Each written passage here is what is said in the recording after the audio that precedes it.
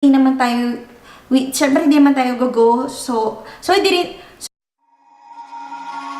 palapit na yung graduation, I am here to show you a makeup look. So for graduation, di naman tayo go for a very thick or very dark look. So dapat you have to look fresh as much as possible. Well, based from my experience, nung time na yon, nandun lang kami sa court, and then there's no any aircon, ganyan. So kapag diba medyo thick, parang medyo malulusaw na yung makeup mo, tapos parang ang daming lines dito, sobrang pangitin niya. If ever you will go for a natural look or fresh look kind of makeup. Another thing, sa graduation, syempre meron dyang video or meron dyang mga flash photography. You have to take that in consideration kasi syempre diba, ay mo naman yung paglabas ng picture mo kakamulton. Oh, that's a nightmare. Ever since talaga kahit ako ayoko noon. So, ngayon, may papakita ko sa inyo mga technique how to prevent flashbacks from your makeup. So, if you want to know on how can I do that, just keep on watching. First thing na pinaka-importante is you should wash your hands, use alcohol, and then wash your face. And then after that, you can apply skincare products on your face para mas maganda yung kapit na makeup. Prime my face, I'm going to use this, the PORE-FESSIONAL Pearl Primer. Nagpa-prime ako, I usually put the primer here, dun sa mga parts na marami akong pores. So, oily parts, here. Personally, ayoko talaga ng mga red base na brow products. Kasi parang, hindi ko lang siya type.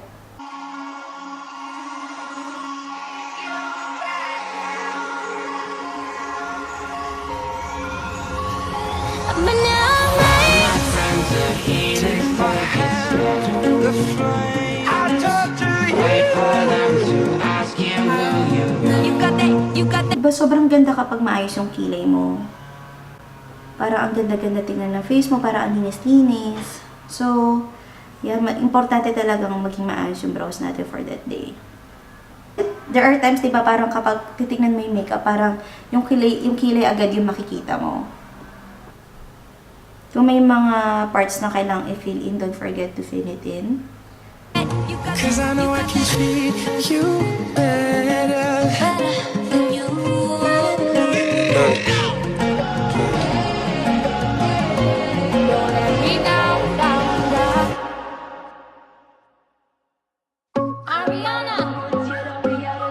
Gamitin niya yung product na natira dito sa taas. So like what I said, diba? Importante talaga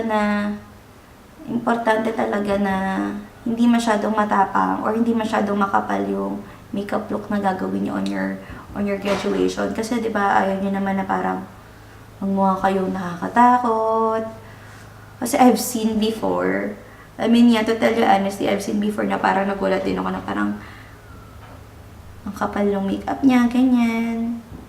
For graduation, as much as possible, make it as natural and fresh looking. And we're gonna try to do that. We're gonna try to do that. So, gagamitin ko na rin to as base for my eyeshadow later. So, we are now going to proceed with our eyeshadow. Like what I said a while ago, we are aiming for natural look and for fresh look. So, I'm going to use this Morphe 35O eyeshadow palette. It's not necessary to use the same shadow palette. You can use whatever you have there. Any neutral shade, brownish, terracotta shades, it's up to you. So, the palette looks like this.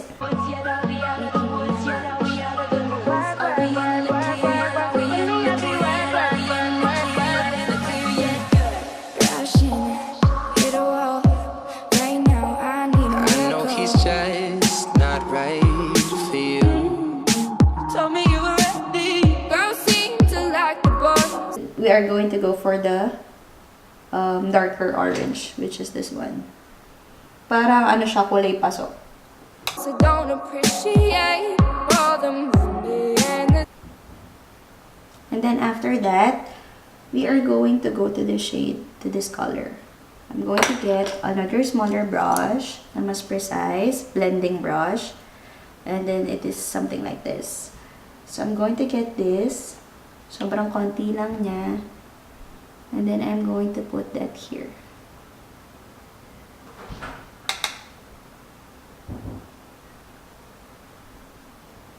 guys, don't forget to blend.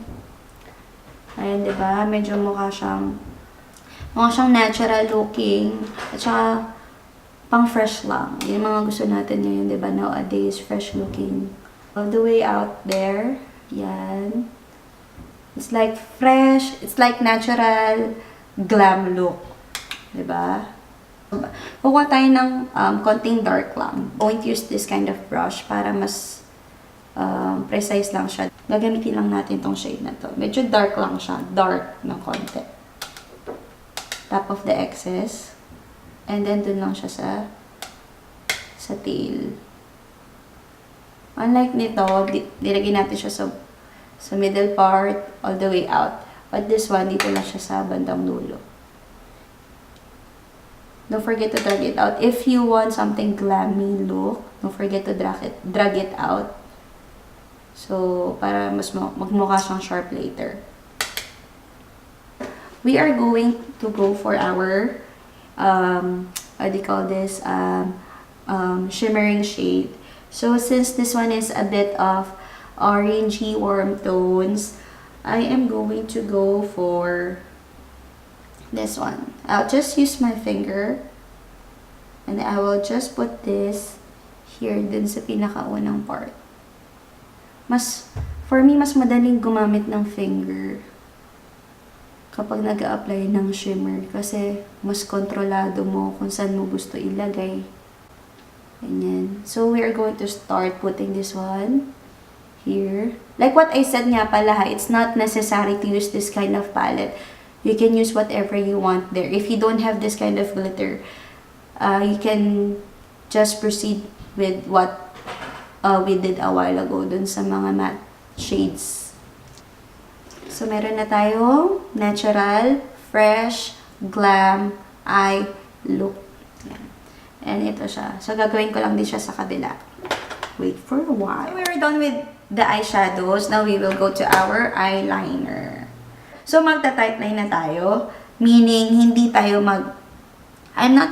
ako mag-eyeliner like what I usually do, yung may buntot na gano'n. So, ta-tightline ko lang. Para pag nag-apply tayo ng falsies, mas natural siyang tingnan. So, I'm going to get my Morphe. This one. It's not necessary to use this. You can also use your black eyeliner. It's up to you.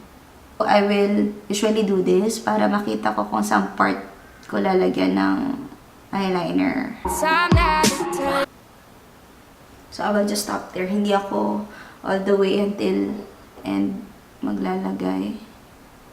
Ay, shit. Ah! So, ito na nga. Ito na nga, ang hirap sa gamit na. Jeez. So, ito ang hirap dito kapag gumagamit ako ng gel liner. Minsan ganito yung nangyari sa akin. So, para matanggal natin yon, you just get a spoolie and then brush it off.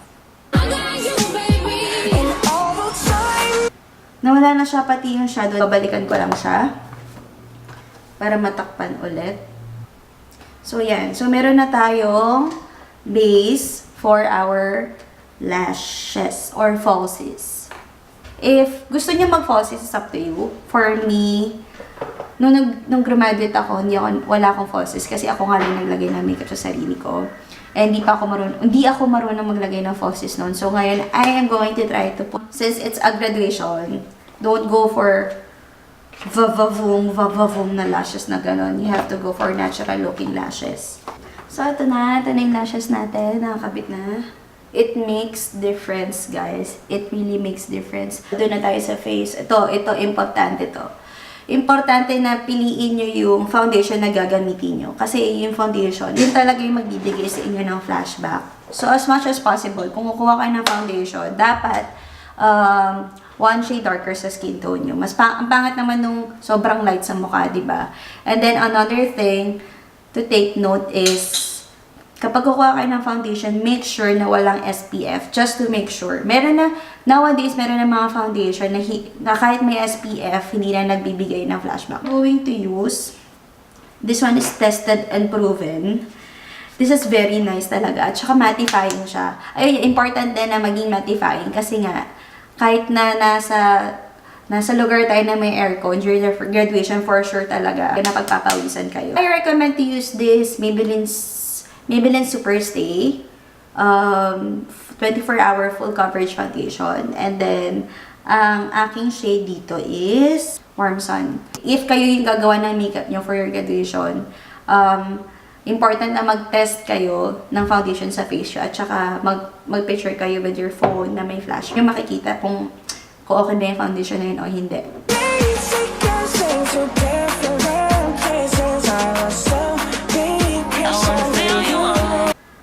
Just keep on blending, guys. After putting your foundation, you can put concealer. It's up to you. Pwede di na kayo maglagay ng concealer. But I'm going to use concealer. And the concealer that I'll be using for today is LA Girl Pro Conceal in the shade Creamy Beige.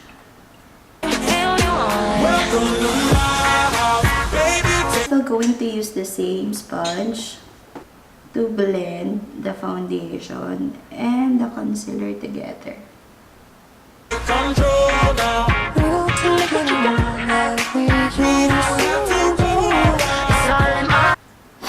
So there. Next, important thing is to set the foundation and the concealer together. And to set this, it is very important to use translucent powder or any pressed powder. And to recommend, sobrang ganda ng Maybelline Fit Me powder para iset yung makeup. Sobrang parang nagiging ang ganda talaga tignan, as in. But, ayan, naubos ko na yung Maybelline powder ko. So, now I'm going to use, as usual, this one. Sobrang ganda nito. As in, talagang hindi ka magkakaroon ng flashback dito sa Too Faced Peach Perfect Mattifying Loose Setting Powder. Sobrang ganda nito. Other than that, I've been trying other brands. I already use Airspun, pero meron pa din siyang flashback sa akin. So, I don't think I will recommend that. But of course, dadamihan natin dun sa mga part na nilagyan natin ng concealer. Tsaka dito, yung mga nagkakaroon ng mga fine lines, medyo patagalin natin dyan. Kasi diba, pag minsan pag naka-makeup tayo, tas naka-smile lang tayo, ganyan. Or salita, nagkakaroon tayo ng line dito. So, lagyan din na natin siya para makook yung makeup. Yung mga nag-oil na parts, lagyan mo din. O, diba mukha ka ng multo? Ngayon mukha ka multo, pero pag nasa stage ka na, girl, sinasabi ko sa'yo yung ganda mo. So, I don't usually contour using liquid. Lagi kaya ako nakikita, kung nanonood kayo ng video ko, nakikita niyo naman ko para kino-contour yung face ko. And to contour, I'm going to use this Hoola bronzer. This is from Benefit. I'll just get an angled brush like this. And then start with your tag dito. Sa pinakataas ng tenga nyo, down to your cheek, pababa. Pataas, papunta sa hairline mo. And then dito rin sa jaw, kung meron man kayong gustong itago.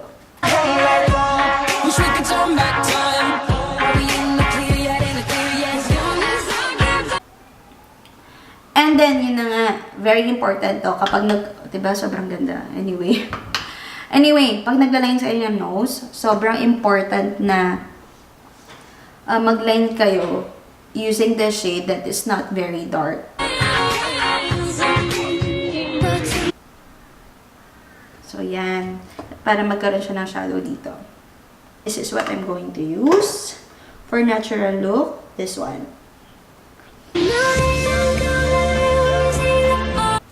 So, this one is from NYX again. This one is the Sweet Chicks. This one is the Sweet Chicks Blush Palette. I'm gonna brush off the powders using this fluffy, soft brush. Sobrang lambot nito, guys. As in, this is from MORPHE. After this, we are going to highlight my favorite. So, for the highlight, I'm going to use my favorite highlight as well. And this is BECCA.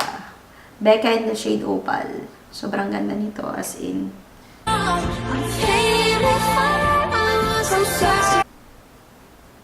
And then, another thing, you can also put highlights here. brow nyo. Get a small brush and put the highlight. Be careful not to hit your eye. Baka maiyak kayo. It happened to me a lot of times. And then connect natin siya dun sa dulo. Before I forget, make sure you're going to use waterproof products kasi nga on that day, you might cry, diba? So, might as well be ready. I recommend to wear red lips. So, maybe we can go something not so nude. Maybe a bit of orangey shade or pinkish shade. So, for now, I'm going to line my lips first for more definition. And then, I'm gonna top it with Bossy K.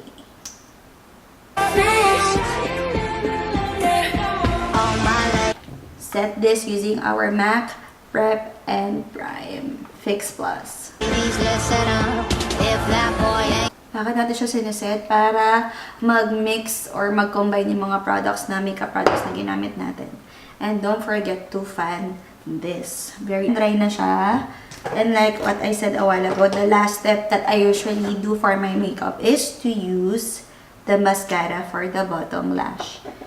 Be careful while doing this. Giving up, lick your lips and swing your hips, girl. All you gotta say is focus on me. You're too sexy for me.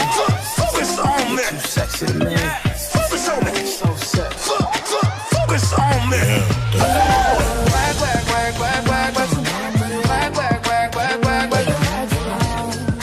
So, that ends our video. So, for the hair, it's for me, nung nag-graduation ako, naglugay ako. Naglugay lang ako ng hair. Tatamaan niya yung hair mo kapag nag-ipit ka or ganyan. Nag-ipit ka ng ganon. So, kung ayaw yung mapunta yung hair niyo sa makeup niyo, lagyan niyo ng clip dito, ganyan, or ganyan. Pero, yeah, it's up to you. And then, ladlad niyo lang as much as possible. Pwede nyo namang like this, straight lang yung, super straight yung hair nyo, ganyan. Or, you can also curl. You can also curl this part. It's up to you. Sa mga future graduates natin, good luck. Dahil mag-work na kayo, that is talaga, yun na talaga yung OMG. Yun na yun. Hindi. As in, yun talaga yung life. Like for me, when I was still studying, I said, gusto ko na magtrabaho. Kasi, why am I saying that? Kasi parang gusto ko na mag-work, mabiling mga gusto ko, ganyan-ganyan. Ayun, parang ayoko na magpasa ng mga requirements, nakakapagod, blah, blah, blah. But, andito na kayo sa real world. Kapag nag-start na kayo, as in talagang parang, right now, like I'm telling myself, I think I want to study, ganyan. But, let's see what's gonna happen next. Mahirap, pero masaya. And, enjoy. Okay, so that ends our video. Thank you so much for watching. Hopefully, Hopefully, meron na naman kayo natutunan from this video. And don't forget to like if you enjoyed watching this video and then subscribe as well. And don't forget to follow me in my social media accounts. For Facebook, it's Patricia Elis Policarpio Berame. And for my Instagram account, it's @spatspoli. @PATSPOLI. Yeah, so thank you so much. See you on my next video. Bye!